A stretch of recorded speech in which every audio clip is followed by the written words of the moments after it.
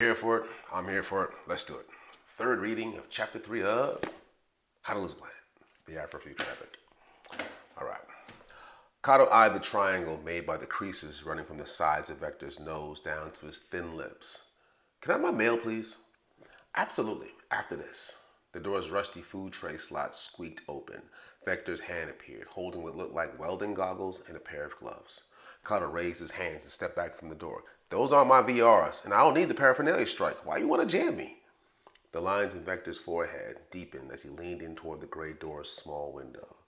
If I was going to jam you, I'd just say the VR was yours. I don't need the fingerprints. Kato remained still with his hands up until he felt ridiculous. He lowered his hands, stepped toward the door, and took the goggles and gloves. What's on them? Starfighting. He put on the gloves and goggles and saw only blackness. He slipped the silicone buds dangling from the head strap into his ears and adjusted for a firmer fit.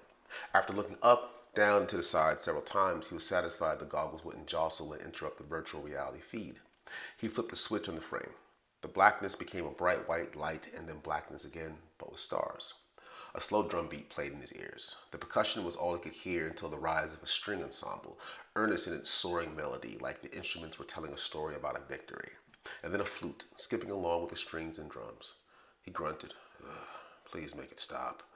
A cockpit materialized. A pair of black flight sticks with red triggers framed the targeting system's rectangular screen, set just in front of his stomach. White pixels created a bullseye over a black background. Just above the rectangular screen was a stretch of transparent steel, almost as broad as Kato's wingspan, functioning as the vessel's front window. Wreckage floated in the distance, almost 20 kilometers away. The perforated and scored remains of the vessels, shredded by combat and drifting like clouds, were only visible from so far away because of the camera display in the top right corner of the window. He had only been in a roller once for a quick training, but recognized its setup immediately. He looked down by his right armrest and saw a round screen presenting a navigation display, illustrating the spacecraft's flight trajectory and indicating the debris ahead. The presentation was as basic as a tic-tac-toe grid, an O for the ship and an X for each piece of floating debris large enough to be hazardous.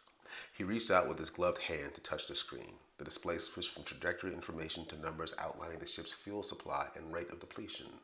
By his left armrest, there was an identical screen presenting an ammunition inventory. He tapped the screen and it switched from a list of missiles to the weight of rail weapon ammunition. The music quieted, and he could hear the hum of the vessel's engine.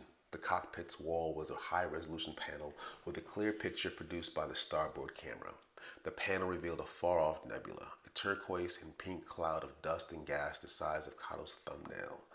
He was stunned enough by the sight to almost overlook the wing attached to the roller. He turned to the panel on the left wall, and saw an orange planet, almost the size of the palm of his hand, and another wing. He gnawed his bottom lip. Rollers were designed to be spheres. They didn't have wings because they didn't need wings. An alarm sound. The targeting system showed 3 white triangles, vessels marked as Moonwalk combat cruisers, positioned behind the roller and rapidly approaching. Simat up, a voice said. Hell is a Simat, said Kato. The roller sped toward the floating wreckage. The debris that just a few seconds ago looked as small as the screws holding the roller together were now as large as Kato and growing. The ship curved into a steep ascension. It climbed a ruined stretch of off-white debris nearly as tall as a 2-story building. Nah. The targeting system whined with a new warning.